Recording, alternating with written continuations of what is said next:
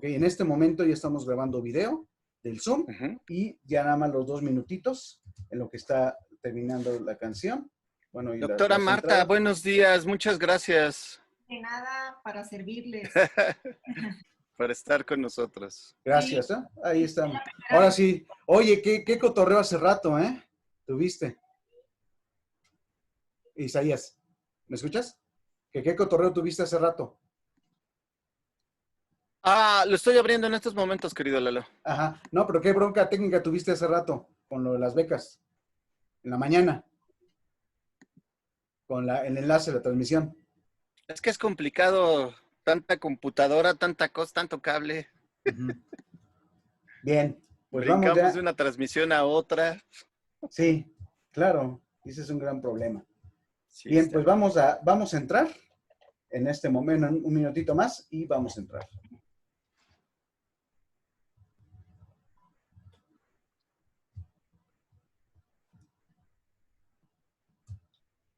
¿Vas a grabar la sesión de Zoom, Lalo? Ya está grabándose, de hecho. Muy bien, ok, perfecto. Ok, ya vamos a entrar, ¿eh? Ahorita doy la rúbrica de...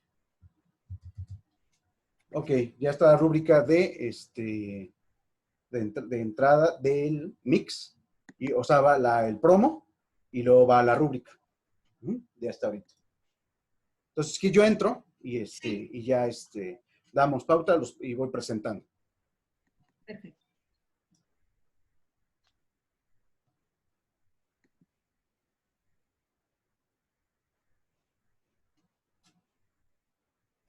Si quiere poner, me decía de lo que había Sí, puesto, lo puede hacer, lo comparte en su pantalla, doctora, nada más que tendría que explicarlo para la gente de radio, ¿no? ajá. O sea, leerlo para la gente, ya cuando si quiere, lo quiere poner, adelante, y lo lee nada más, por favor. Ok, ya está el promo, y ahorita pongo la musiquera de fondo, y ya entramos. ¿Sí? Entonces, sí, sin ningún problema, quiere poner sus diapositivas, adelante, nada más hay que leerlo Sí, para poder, poner aquí al principio. quién sabe qué se escucha ahí. Sí, ok. Es que estoy poniendo la diapositiva. Ok, no hay ningún problema. Ok. Y ya nada más en diga, yo voy a informar, estas son las diapositivas de la doctora y las voy a para empezar de arriba. Ok, Sí, vamos a sí, entrar, ¿eh? Silencio, vamos a entrar.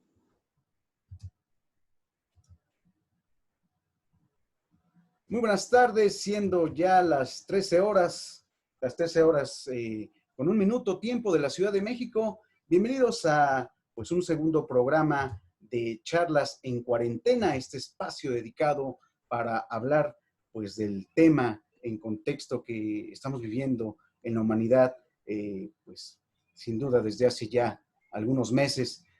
Hoy, viernes 24 de abril, muy buenas tardes, les saluda Eduardo Sánchez. Y bueno, pues el día de hoy tenemos a una invitada importantísima, nuestra segunda invitada de estas charlas en cuarentena.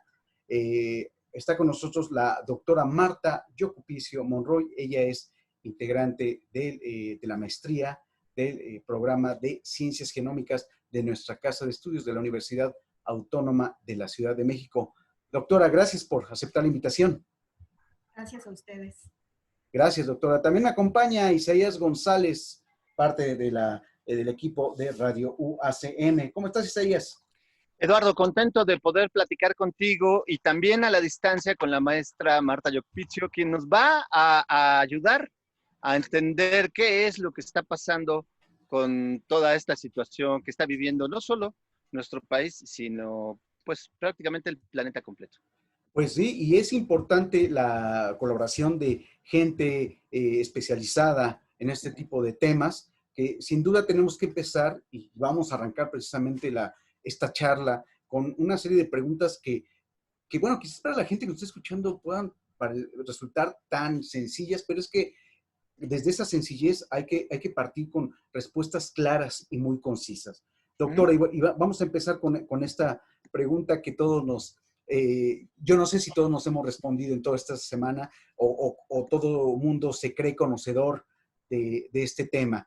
A la pregunta sencilla y directa, ¿qué es el COVID-19, doctora? Platíquenos, por favor, y háblenos sobre este tema, sobre esta situación que nos ha afectado desde la visión de la salud, también desde la perspectiva sociopolítica y socioeconómica, doctor.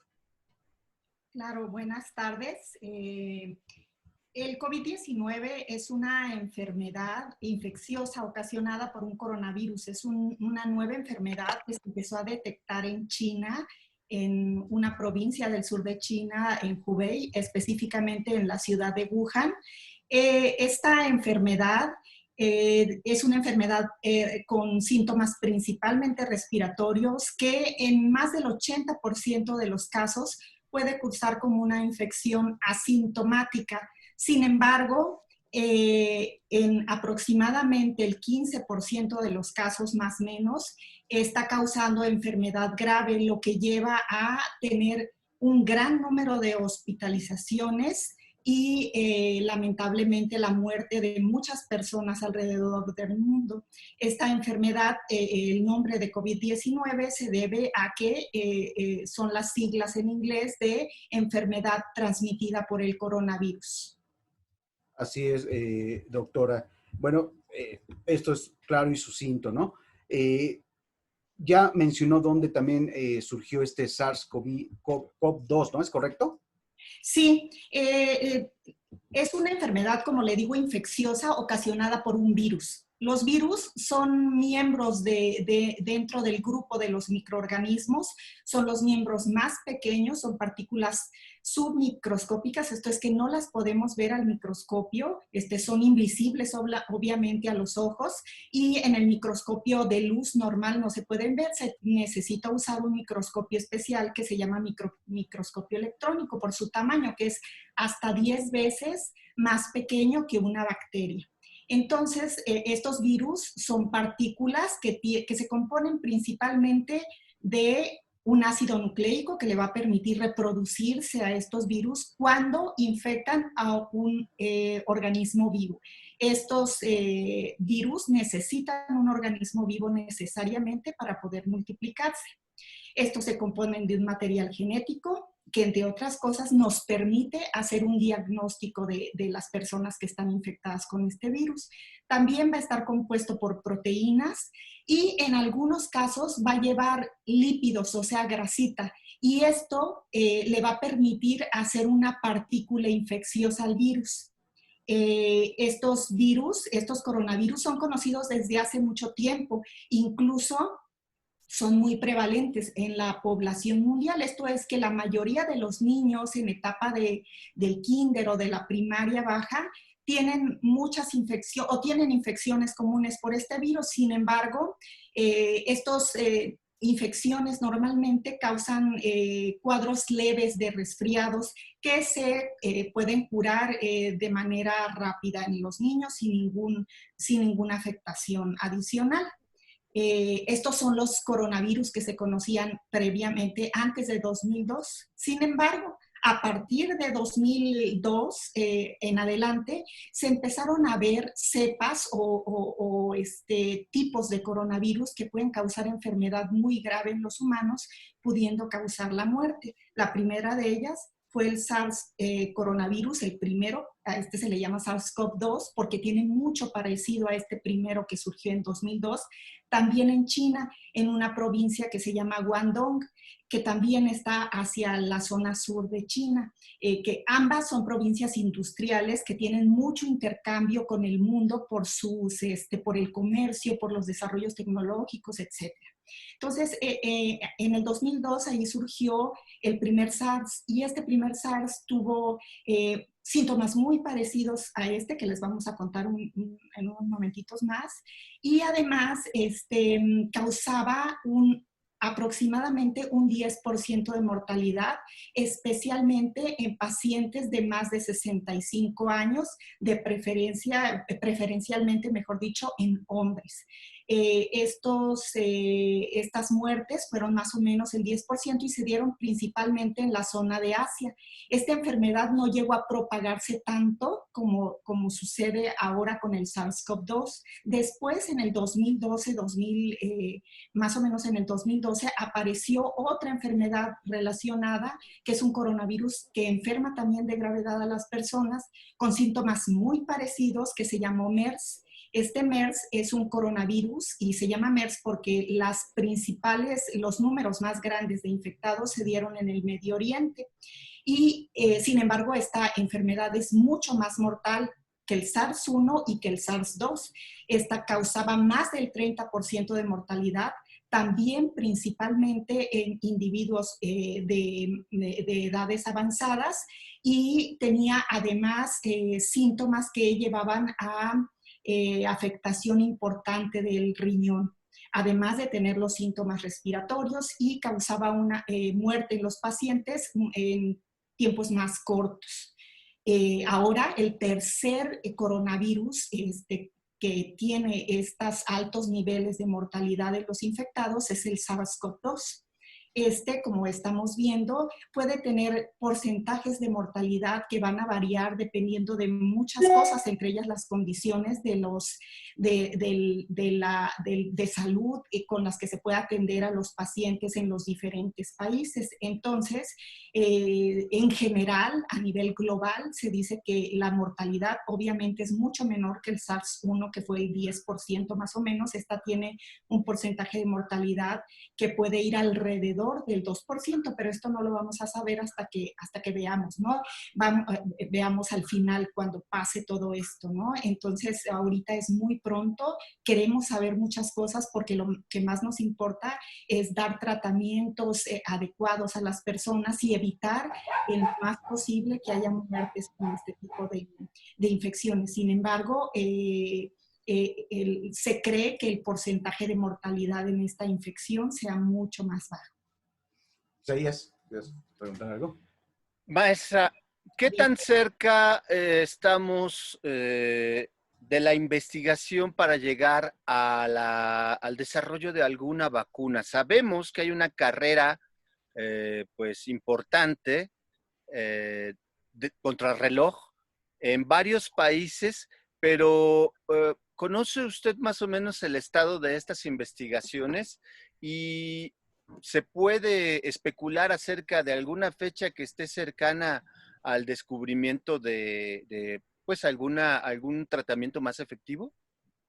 Mire, ahí son dos cosas importantes, Uh-huh. como les mencionaba yo ahorita, obviamente queremos saber mucho e implementar protocolos para poder salvar a la mayor parte de los pacientes, sobre todo 15-16% de pacientes que entran a los hospitales y que lamentablemente en nuestro país ya tenemos más de 1,000 muertos, por ejemplo, hoy en Estados Unidos hay más de 50,000 muertos. Uh-huh. Y en el mundo hay más de 190,000 muertos, lo cual es pues alarmante. Obviamente sabemos que muchas de esas personas son personas de la tercera edad y con algunas características adicionales de comorbilidades que le llaman infecciones previas, crónicas, ¿no? Podemos hablar un poquito de eso en adelante, pero los tratamientos que se están tratando de probar sí están ahorita realmente en etapa de evaluación, y lo cual es muy importante porque puede ser contraproducente el aplicarlo sin las pruebas y la rigurosidad que debe de haber en el ámbito científico, médico, etcétera.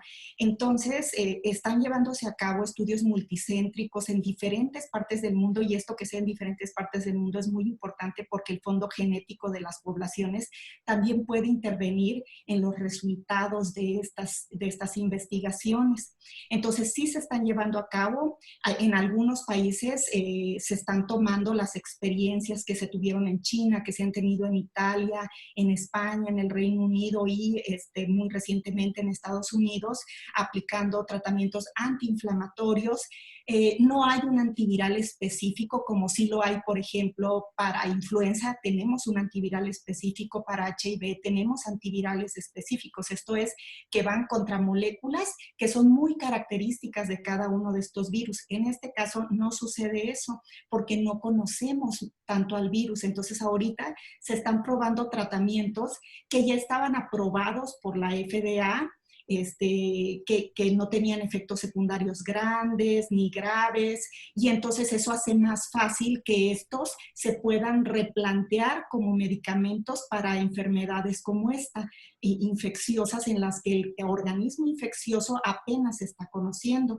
Tal es el caso de antivirales como algunos anti-HIV, por ejemplo, que pudieran funcionar, dado que este virus tiene proteasas, al igual que lo tiene el HIV, entonces pudiera ser una reacción en la que pudiera bloquear la replicación del virus, la multiplicación del virus en los organismos.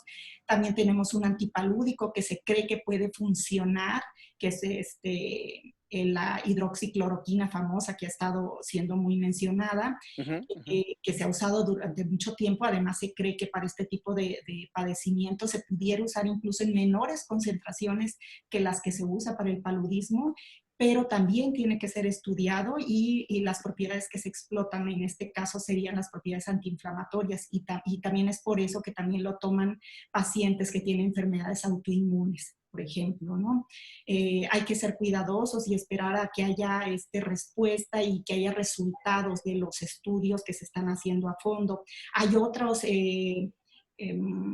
medicamentos que están siendo probados y que pudieran ser de más amplio rango contra los virus, como un medicamento que se está, Remdesivir, que se está probando en Estados Unidos y en algunos países asiáticos, que por las bases moleculares que tiene este medicamento sí pudiera servir como ha servido en ébola y para el MERS, por ejemplo, que es pariente de este virus. Entonces hay grandes esperanzas en que se pueda usar, así como otros medicamentos que se usaron previamente como para otros padecimientos que no tienen nada que ver, como la ivermectina, por ejemplo, que es un medicamento que se usa para ciertas plagas de piojos y esto, y tiene que ver con mecanismos moleculares de cómo funciona.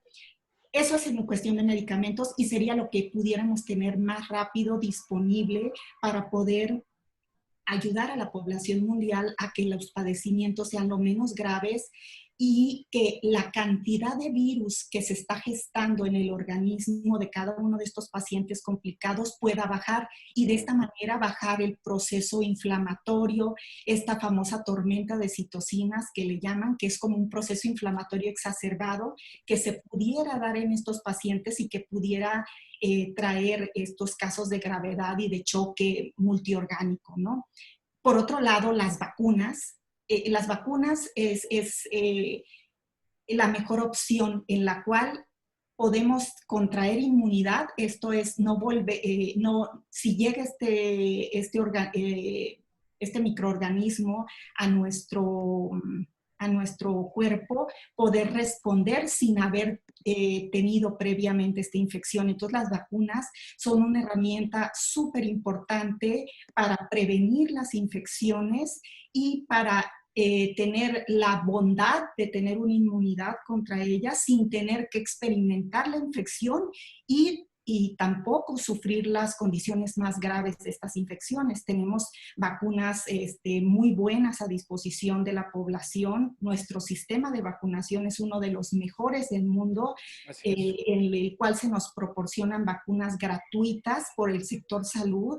Realmente uno no se puede imaginar, pero es así. Nuestro sector salud prefiere prevenir, que es lo más adecuado, en donde hay menos riesgo de la salud de los habitantes del país y hay una prevención adecuada. Entonces tenemos vacunas contra el sarampión, por ejemplo, que muchas personas en últimas fechas han decidido no ponérselas a sus hijos.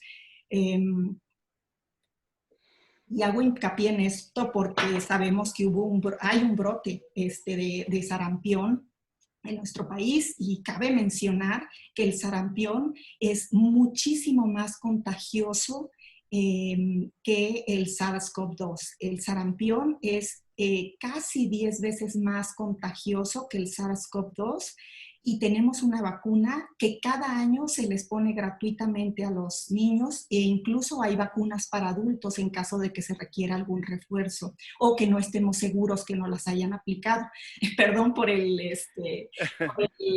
paréntesis, pero es importante la labor de nosotros como virólogos y en pro de las vacunas para ayudar a que la salud de la población esté adecuada, ¿no? Entonces, la vacuna para coronavirus Está un poco adelantada, ¿por qué? Porque ya se habían estudiado previamente aspectos de los coronavirus Ujú. y cómo podrían funcionar para vacunas con estos dos coronavirus que les mencionaba anteriormente, que es SARS y MERS. Entonces ya se conocen algunos de los comportamientos y se tenían avances. Sin embargo, los investigadores que habían avanzado con esto, pues no tuvieron la subvención o el dinero suficiente por parte de becas para hacer este tipo de cosas, este tipo de desarrollos, ni había compañías farmacéuticas que estuvieran interesadas porque pues al parecer no era viable económicamente porque había pocos casos, ¿no?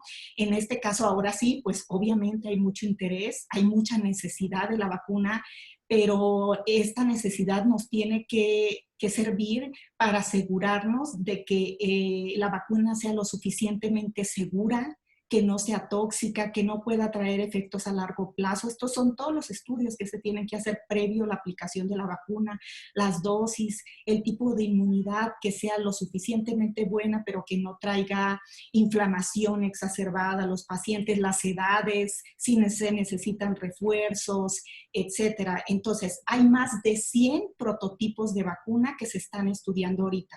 Obviamente hay menos de una decena de los que se pudieran estar probando ya en población humana, especialmente provenientes de países europeos y de Estados Unidos, así como de Asia también. Entonces sí hay prototipos y sí se han dado permisos para empezar las pruebas en humanos, lo cual es muy bueno. Sin embargo, todavía hay un largo camino y yo creo que sí se tendrá que esperar más de un año, y eso esperando que todos los pasos se cumplan de buena manera, salgan bien las pruebas para que se puedan aplicar.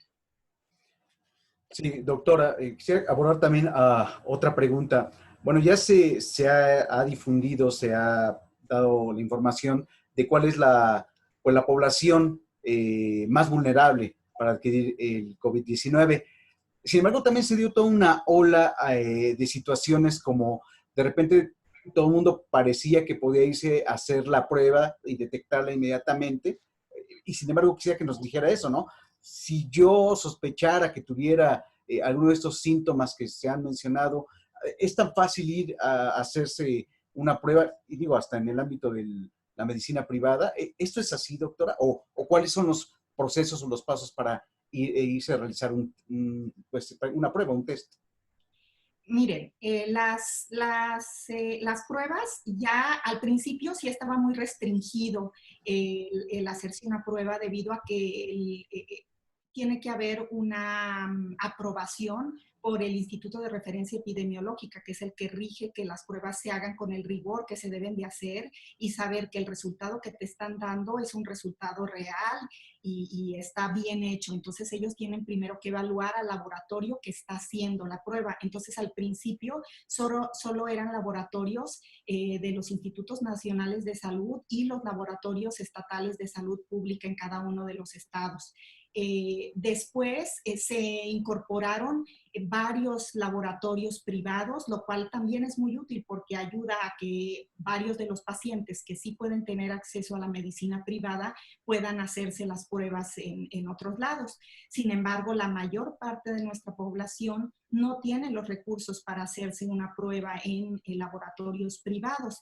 Entonces, para hacerse una prueba en el laboratorio privado puede ir uno presentando los síntomas o habiendo tenido contacto con alguien que fue positivo en alguna prueba, y si uno tiene la duda y no quiere contagiar a su familia porque hay que resguardarse aparte, ¿no? Aunque esté viviendo uno en la casa familiar, y tener pues todos los cuidados que se deben de tener para proteger a los familiares, incluso hasta las mascotas. Se ha visto que en el país te lo puedes hacer por el lado privado, sin embargo también lo puedes hacer en el sector público. Ahorita las pruebas están un poco más restringidas, sobre todo a los pacientes que presentan síntomas graves. ¿Cuáles son los síntomas graves? Lo han repetido innumerables veces en todos los medios que tenemos, gracias a Dios, a la fecha, que es cuando presentan dificultades respiratorias, y más si eres de los grupos vulnerables, ¿no? Entonces, Ahí, en esos casos, sí es más probable que en el sector público te puedan hacer la prueba. De todas maneras, te toman como sospechoso y te van haciendo un seguimiento y te dan un tratamiento para que tú lleves la enfermedad en tu casa, teniendo toda la libertad de hablar en el momento en que tú sientas que se está agravando la infección. Al momento en la Ciudad de México sí existe una gran demanda por las camas y por la ocupación hospitalaria. En los estados está un poco más laxo esto. Sin embargo, aquí en la Ciudad de México, como sabemos, es que tenemos el índice más alto de infección y esto tiene mucho que ver pues con la densidad poblacional que tenemos en nuestro país y por eso también, en la Ciudad de México y esta densidad poblacional pues ayuda a que las infecciones sean más fácilmente transmitidas entre las personas porque estamos más cerca, interaccionamos más unos con otros y lo mismo para los estados en los que hay también una gran cantidad de infectados. Esto se da principalmente en las ciudades grandes, en donde también existe una gran densidad poblacional. Entonces, en estos lugares, pues hay un poco más de restricción, sobre todo por el número de pruebas que ahorita las están haciéndoselas a las personas que tienen más gravedad. Pero sí se puede hacer por la medicina privada y ya los costos han disminuido porque lo que entiendo es que ha habido también una regulación para que no haya cobros excesivos por el hacer la prueba. Sí, Isaías. Eh, Maestra Marta Yocupizio, tenemos la verdad que tenemos un gran canal de información por parte del gobierno, quien no se ha, vamos a decir, detenido en estos canales de información. Identificamos la figura del doctor Gatell, pero ha sido abierto acerca de las cifras, ha sido abierto acerca de los procedimientos y sinceramente también ha sido abierto acerca de la crisis que va a vivir nuestro sistema sanitario, acerca del número de personas que lleguen infectadas y en condiciones difíciles. ¿Cuál es el panorama que nos espera los siguientes días? Sí se espera que el número de infectados aumente y lamentablemente también se espera que el número de gente que curse con una enfermedad complicada también aumente, que haya una ocupación mayor de los hospitales. De hecho, hay prevención acerca de esto y entonces hay diversos lugares que normalmente no funcionan como hospitales, en los cuales se están habilitando para que puedan albergar enfermos que necesiten estar hospitalizados. Incluso hay reconversión hospitalaria, esto es lugares en donde tenían 150 camas que ahora tengan 250, institutos nacionales en donde tienen capacidad para manejar este tipo de pacientes. Y entonces sí esperamos eso, pero de nosotros depende, de nuestro compromiso como ciudadanos, el que esto no se desborde a niveles en los que se puedan perder vidas por falta de atención hospitalaria. Y es bien importante que hoy es el momento en que necesitamos demostrar nuestro compromiso, no solo con nuestra familia, con nuestra comunidad, sino con el país.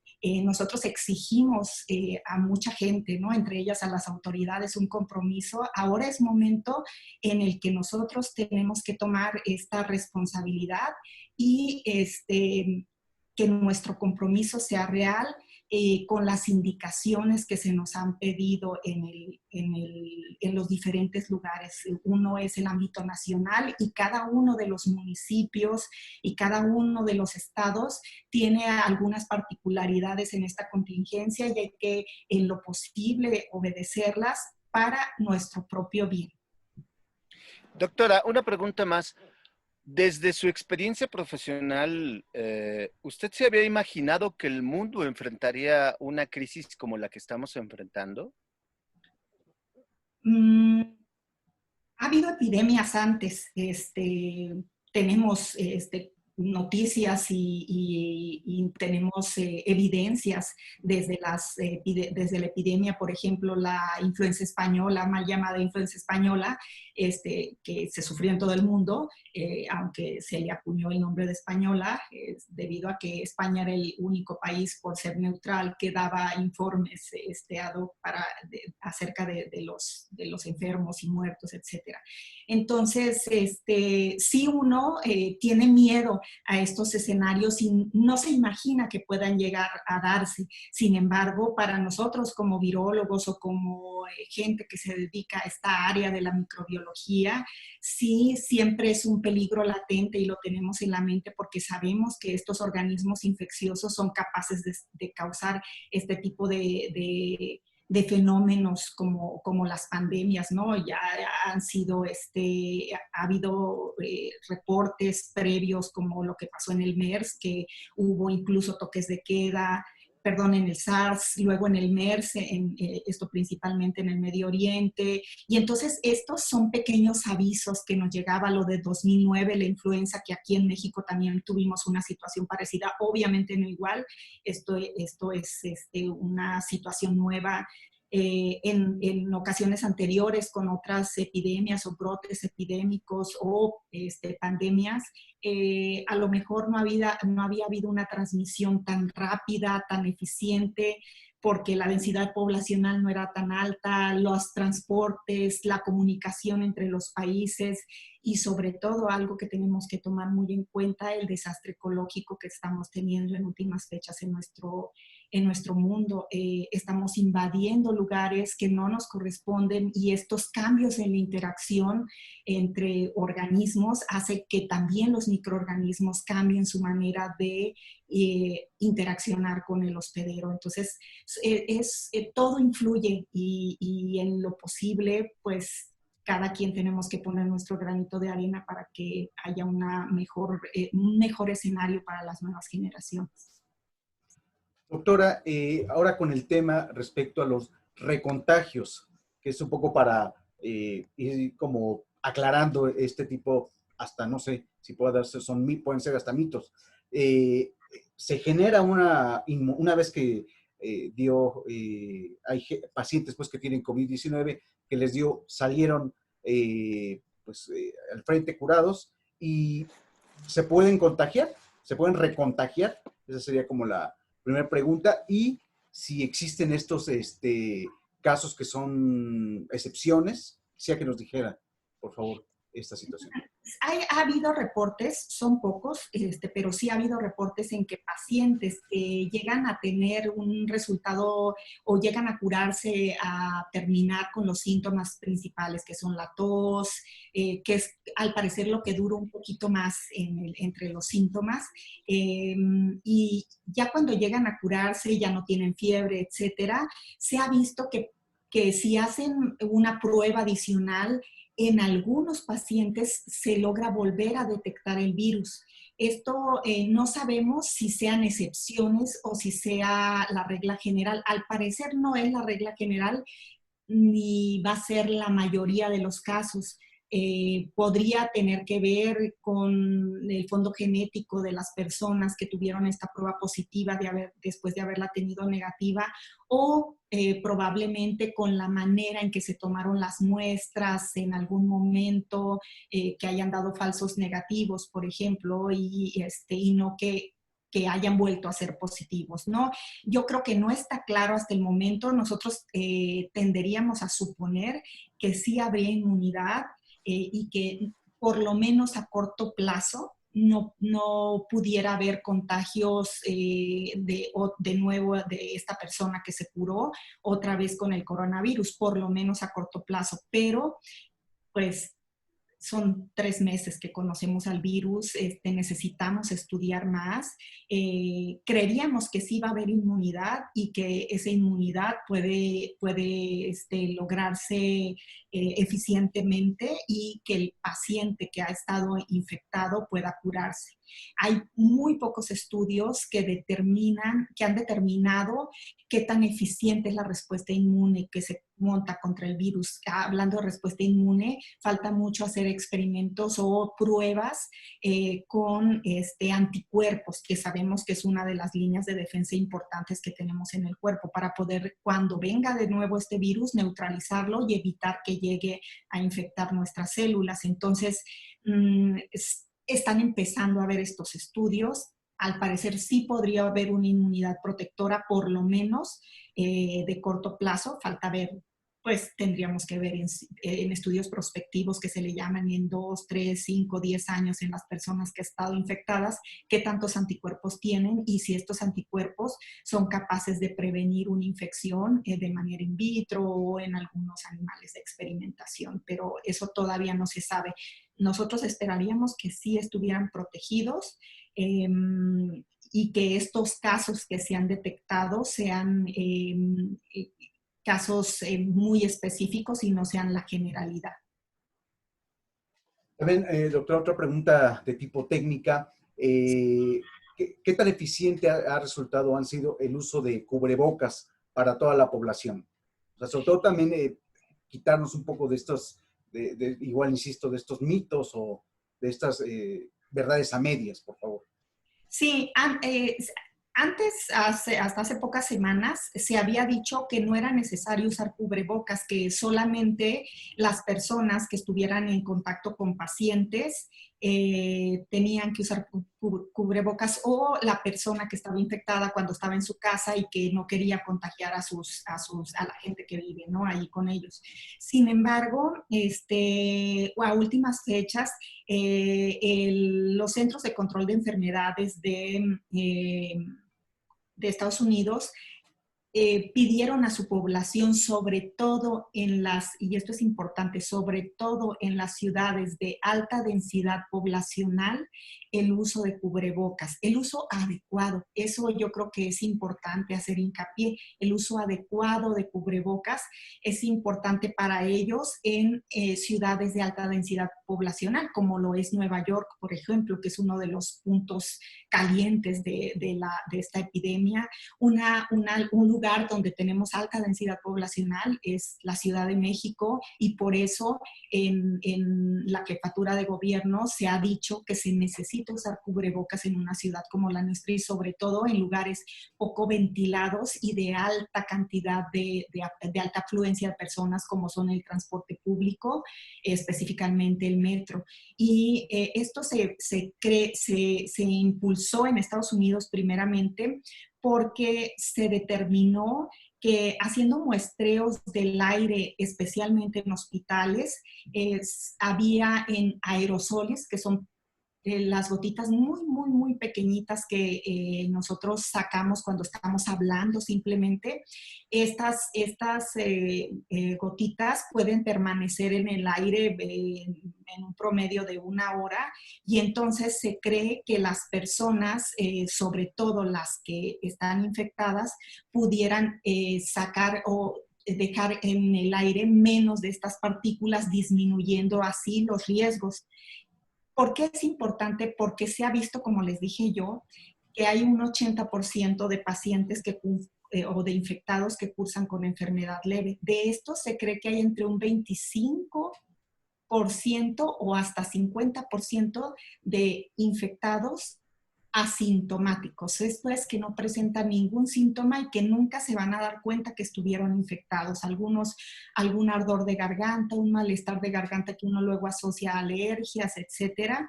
Estas personas nunca se van a dar cuenta que están infectadas. Entonces, una manera de proteger a las otras personas por si tú eres un portador asintomático es ponerte el cubrebocas, porque tienes menos riesgo de transmitírselo a las personas con las que estás conviviendo o con las que compartes un trayecto en el metro. De fácilmente aquí en la ciudad podemos estar media hora compartiendo el trayecto con personas que no conocemos. Isaías.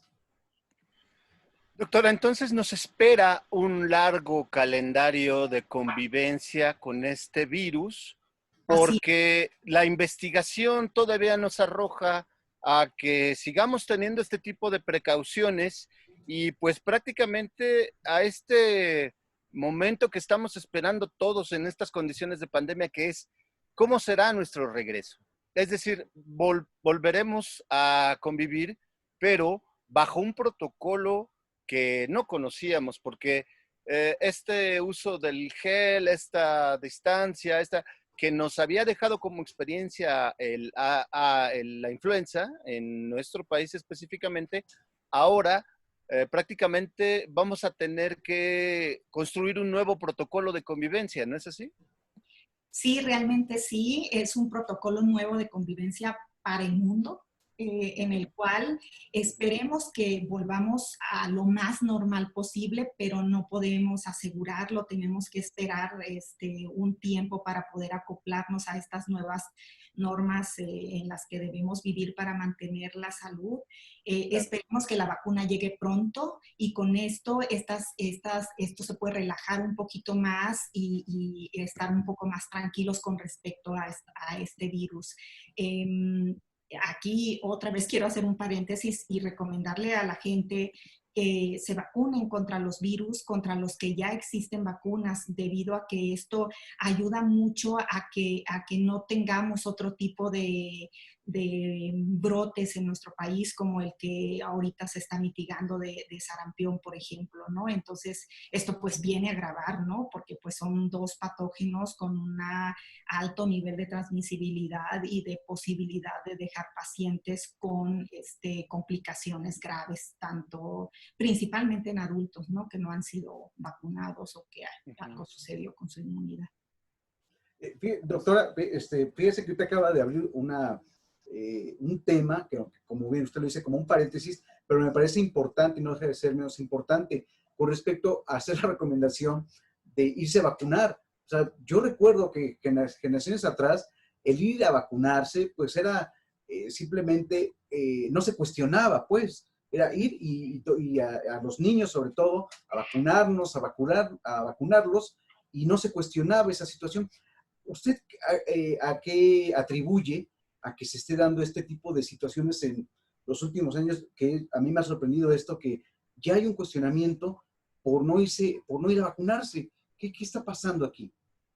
Este movimiento antivacunas famoso viene de, pues realmente publicaciones que anteriormente se hicieron en décadas anteriores, en las cuales se dijo de manera falsa, quiero aclararlo, de manera falsa, que las vacunas podrían ocasionar trastornos y complicaciones en las personas que se vacunaban y que esta gente, entonces, cuando yo este tipo de publicaciones que además fueron retiradas de las revistas en donde se publicaron inicialmente porque se supo que era una publicación que no tenía ningún sustento científico, que había sido fraudulenta, etcétera, etcétera, etcétera, movida por intereses diferentes.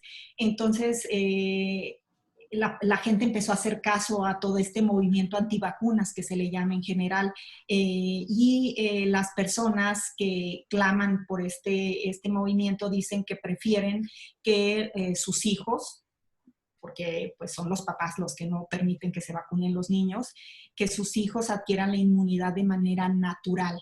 Entonces, la mayoría de estas personas son gente que no vivió en la época de la viruela, en la época de la influenza, en la influenza española hablo, en la época de la poliomielitis, en la cual podías tomar inmunidad de manera normal cuando un microorganismo, un virus en este caso, te infectaba.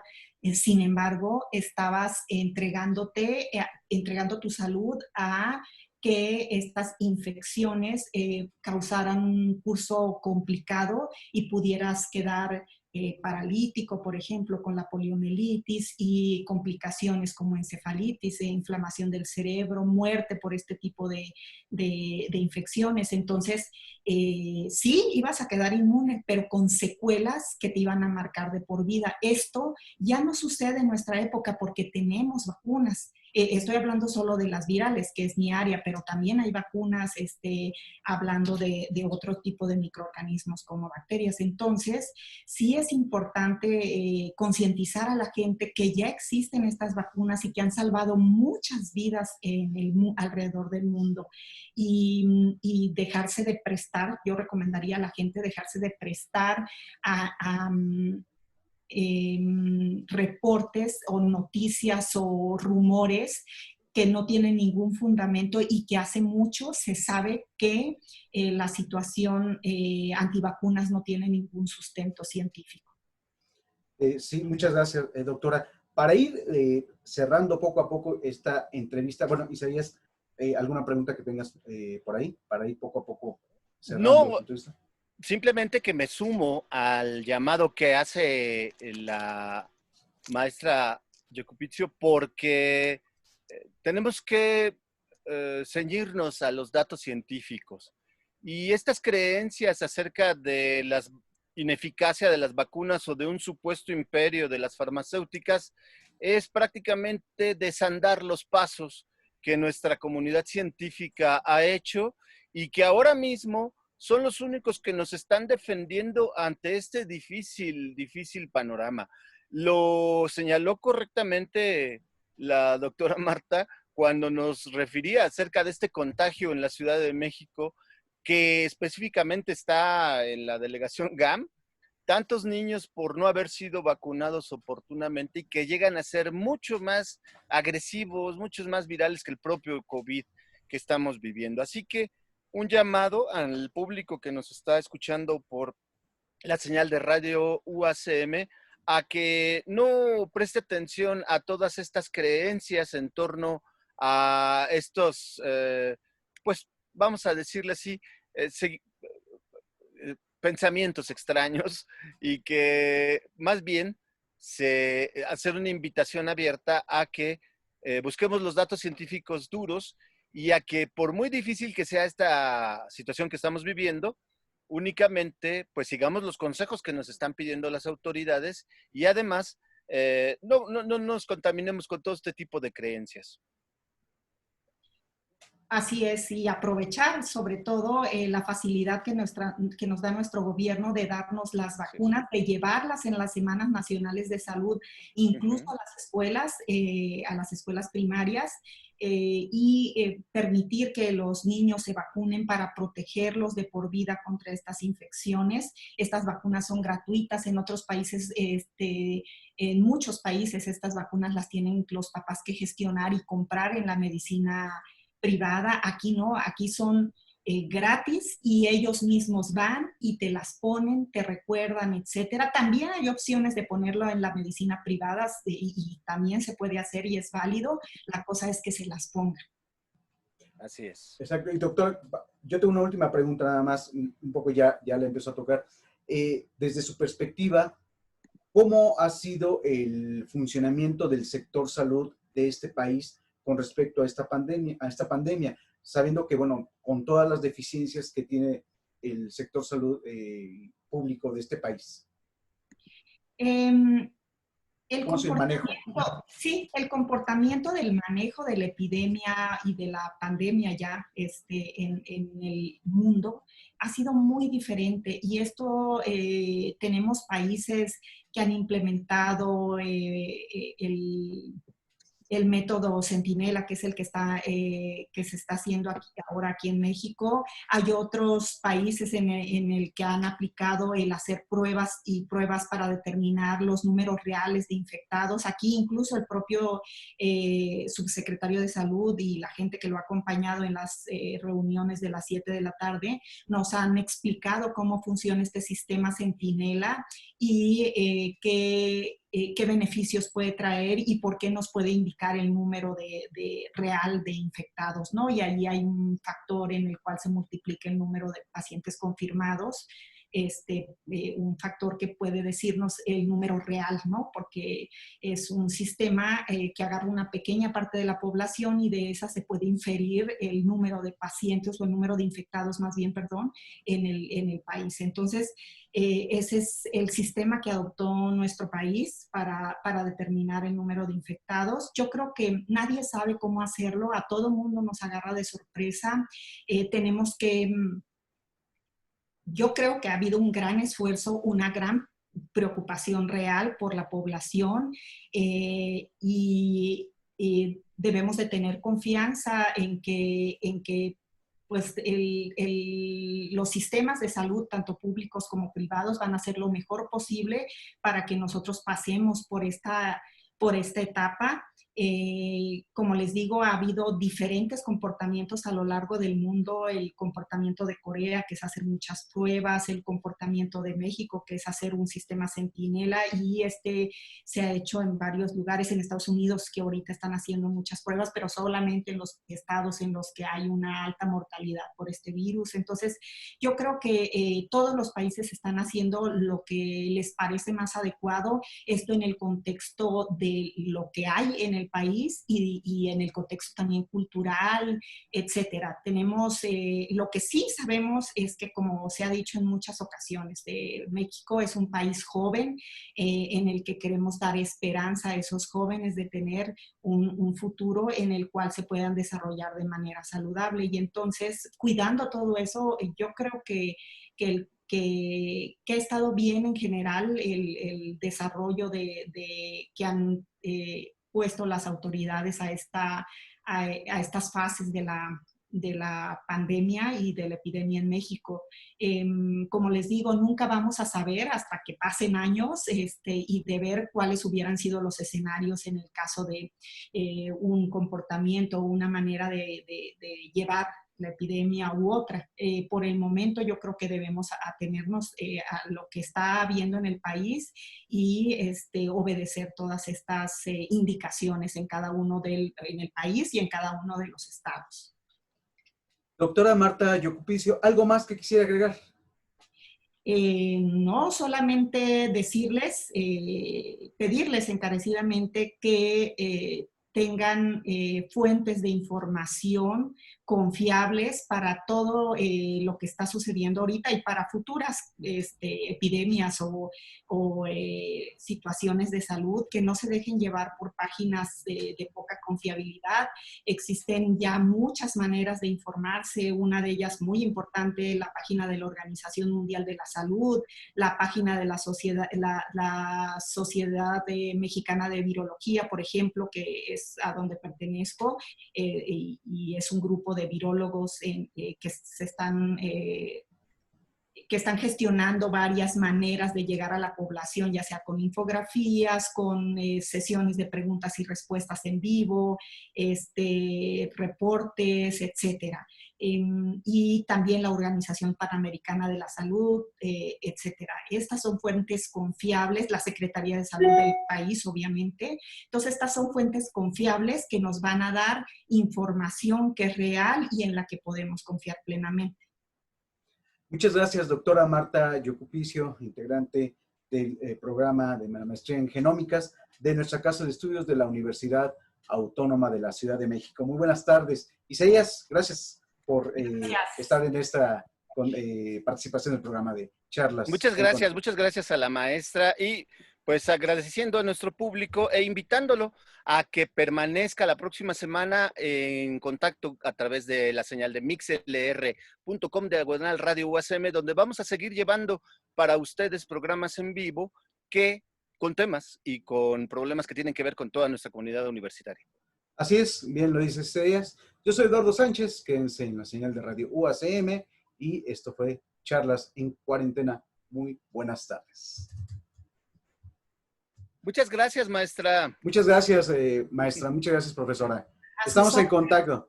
A sus órdenes. Que tengan muy bonito fin de semana. Hasta luego. Gracias. Igualmente, gracias.